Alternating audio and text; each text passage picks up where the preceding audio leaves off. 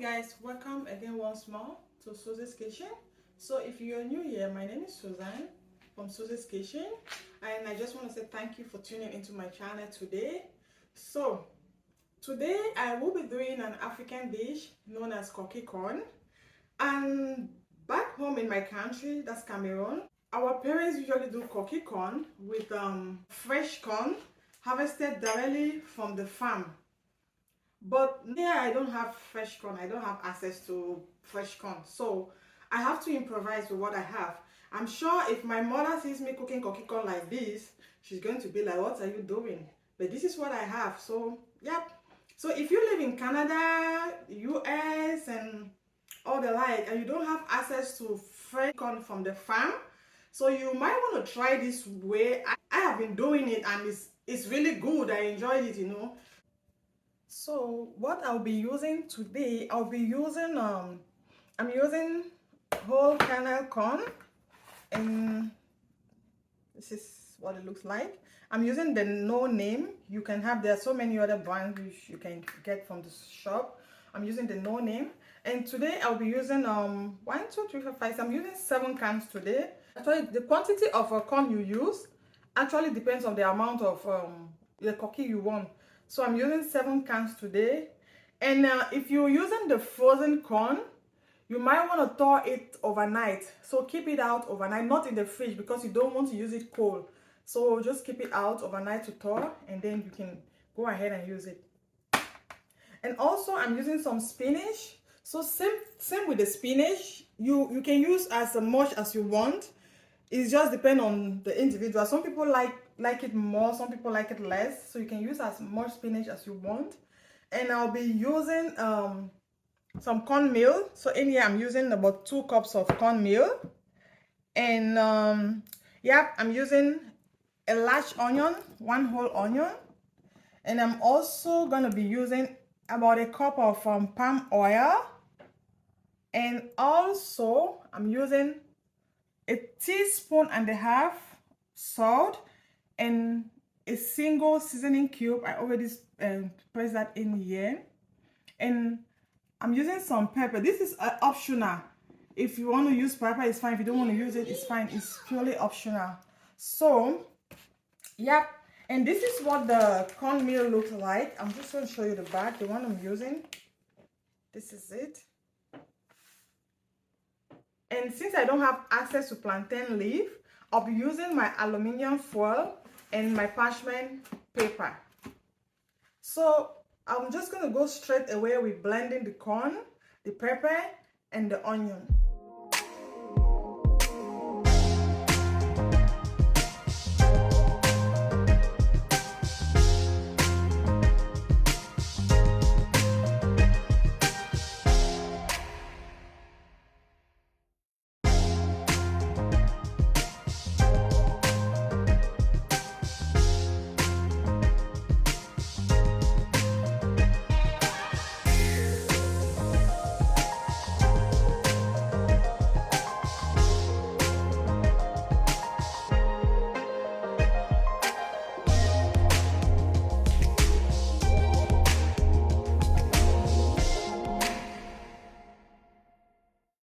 So I'll be crushing this.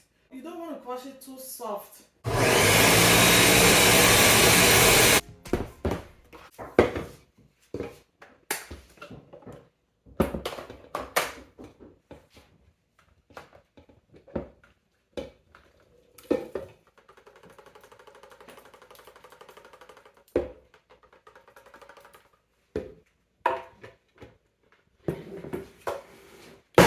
Put my salt and seasoning cube, and then I'll add in the cornmeal.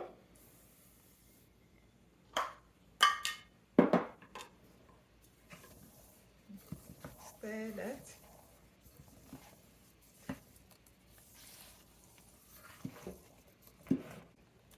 So now I'll go in with the palm oil.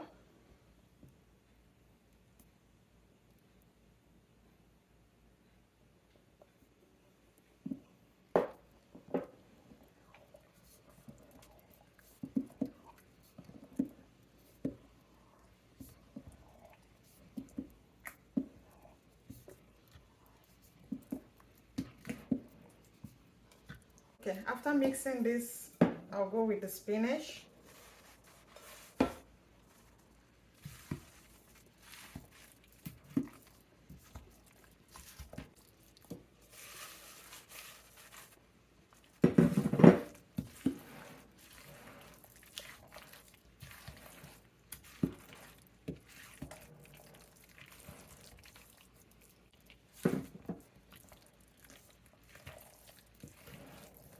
So you want to mix that thoroughly.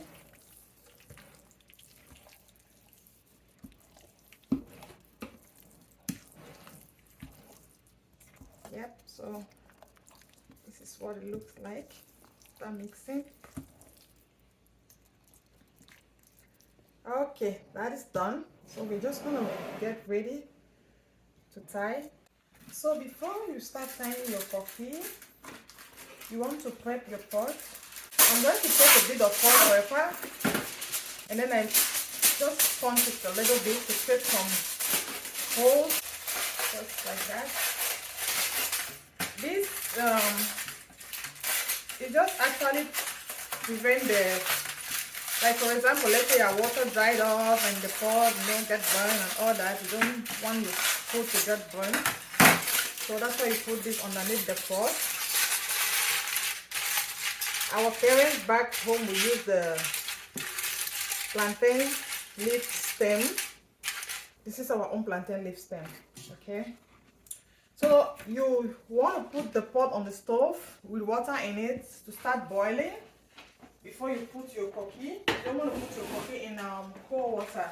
So yeah, I already boiled some water. I'm just going to pour that in here. Just a little bit to start with, because you'll be adding water a little bit at a time. And I'll turn the stove on. I'll put it on high. So while that is boiling, I'll be tying my koki and putting it directly into the pot. I'll get some salt, pepper, like so. Put it underneath. Put that underneath. And I'll get some parchment paper.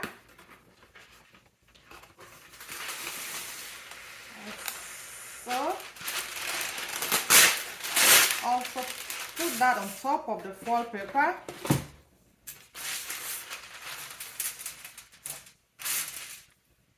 Then put some coffee into this.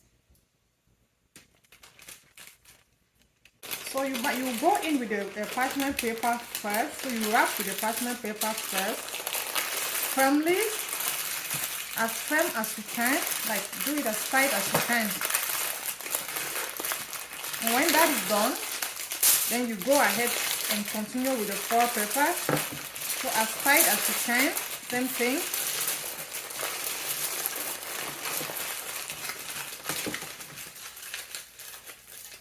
That's why you need a very good foil paper. I found out that there are some foil paper that I can't really do this tight and they just rip off. I don't know why. So that is it. Now put this directly into the pot.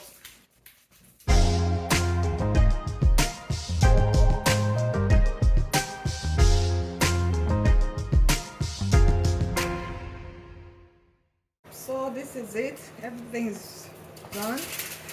And I'm just going to cover a bit of foil paper just to kind of really keep the steam in.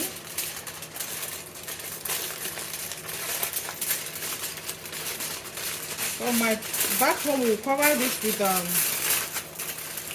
what is it called? Plantain leaf. The leaf we're using to tie the koki is what we cover with this. So I'm using my foil paper. And then you'll be adding hot water gradually. So little by little you check and add hot water, and we'll cook this for about maximum 1 hour. So I'll just add in some hot water, not so much, little at a time, and I'll be checking. I personally cook it for 1 hour. You can do 45 minutes, it's fine. And it's ready. So Let's see this. Ooh.